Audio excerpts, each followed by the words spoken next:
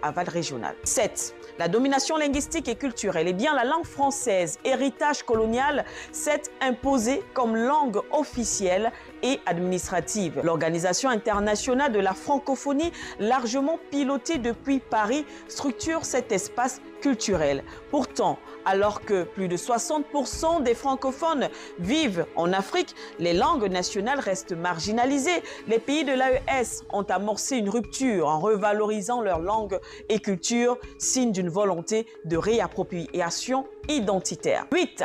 L'obligation implicite de rester dans le franc CFA. Eh bien, en théorie, les États sont libres de sortir du franc CFA. En pratique, les pressions politiques, les risques économiques et l'inertie des élites rendent cette décision extrêmement coûteuse. Le CFA demeure donc un pilier central du système d'influence français en Afrique francophone. 9. La reddition de comptes non écrites.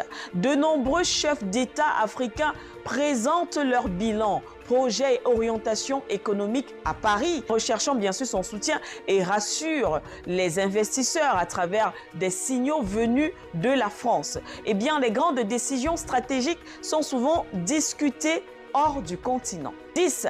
La limitation des alliances militaires indépendantes. Alors, lorsque les États de l'AES ont choisi de coopérer avec la Russie et d'autres partenaires non occidentaux, les réactions ont été immédiates. Sanctions, isolement diplomatique, pression régionale, campagne médiatique. Eh bien, la Centrafrique a connu également des représailles similaires, on s'en souvient. Et enfin, 11.